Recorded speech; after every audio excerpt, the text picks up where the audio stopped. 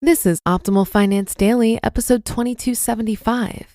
In a workout slump, here are some great tips to get motivated again by Chalene Johnson of ChaleneJohnson.com. And I'm your host and personal finance enthusiast, Diana Merriam. Welcome back to our Sunday bonus episode, where I share an article with you from a different podcast in our network to keep your life nice and optimized. Today's episode is coming from our health and fitness podcast, Optimal Health Daily. You can find that show wherever you're listening to this.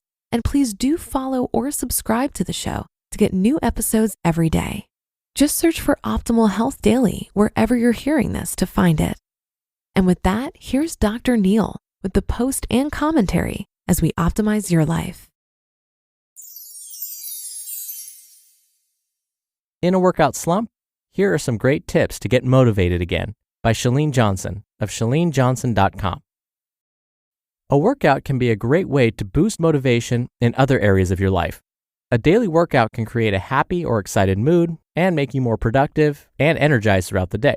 These benefits are great, but what if you are lacking motivation to work out? It's hard to apply the benefits of exercise if you aren't motivated to exercise in the first place.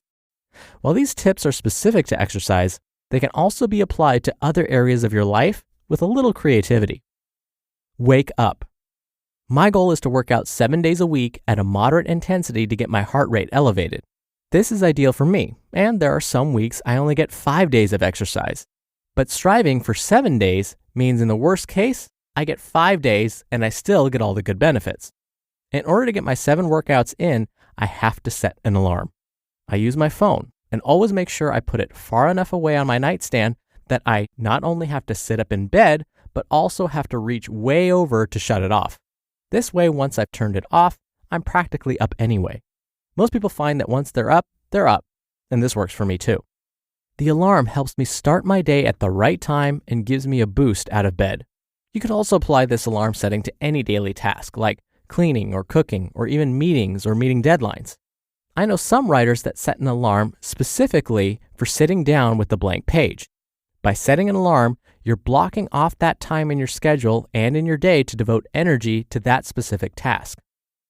Music that gets your fist in the air. Sometimes my schedule only allows for an afternoon workout. I enjoy these as they're a great way to de-stress from all my meetings and office tasks, but sometimes the weight of the day drags me down, and I find myself not looking forward to that afternoon workout. This is where my Pump Up playlist comes in.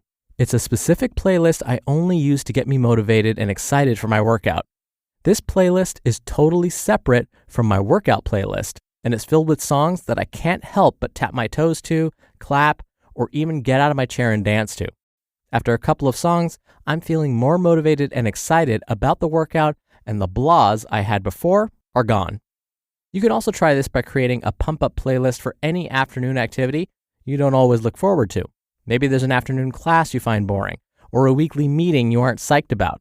Playing some new tunes will help you reset and get excited for that afternoon task. It's a great way to switch gears and find focus, especially if it's something you weren't looking forward to before. Commit to only 5 minutes. There are times that, despite my organized schedule and pump-up playlist, that I still don't want to hit the gym. In times like these, I set my phone's timer for 5 minutes and devote just those 5 minutes to working out. I might start a video at home or just take a walk around the block, but after 5 minutes, I give myself permission to stop. See, the trick here is getting your shoes on and getting out the door is often the hardest part. Once you're at the gym or the video is playing, you'll probably complete the workout. By promising yourself only 5 minutes, you get through the toughest part and may have an even more successful workout than usual. This 5-minute timer can be applied to any task you really don't want to do. It may be reading for a class or writing a paper or proposal for work. Whatever it is, set a timer and give yourself 5 minutes. More often than not, once those 5 minutes are up, you'll continue with your task because you've already made progress and gathered some momentum. Remember, the hardest part is starting, and once you start it, it'll be easier to continue forward to completion. You just listened to the post titled, In a Workout Slump? Here are some great tips to get motivated again by Chalene Johnson of ChaleneJohnson.com. Dr. Neil here for my commentary. I love, love, love the 5-minute alarm. I use it all the time. Just the other day, in fact, I knew I had like 50 emails in my inbox that I at least needed to read, if not respond to. And I was dreading it. I was coming up with excuses for other things I could be doing instead. How can I postpone this for as long as possible? And then I had to tell myself, look, you got to get through this and you have to do it today. So let's break it up into chunks. Only look at emails for 5 minutes and then you can move on to something else. And just as Chalene predicted, 5 minutes turned into 10, 15, and even 30 minutes. But I didn't regret any of it. It was work that needed to be done, and I'm glad I got started. I didn't end up finishing all of my emails, but I at least took away a significant chunk so I felt less stressed about it. Let's face it, I love teaching, but I'm not a huge fan of grading. So there have been times where I procrastinated grading, and that's where I've actually used music, as Chalene mentioned, to pump me up. I'll reward myself with a specific playlist that I only listen to when I'm grading papers. I'm basically rewarding myself for doing something that I don't really enjoy doing in the first place. But through this reward, I'm motivating myself to get the work done. And yes, lastly, I use this same technique when it comes to workouts. There are definitely days where I just don't want to work out. But then I'll tell myself, what's the quickest, sort of easiest thing I can do and yet still get my heart rate going? And sure enough, even if I give myself a 5-minute time limit, once I get going, I'm like, I'm already doing the work. I might as well just go for 10 minutes and then 10 minutes turns into 15 minutes and then I've gotten in a full 20-minute workout. So can you tell I really love this 5-minute rule thing? All right, really quickly before I go, a little reminder that we have a bunch of shows in our network to help you optimize your life.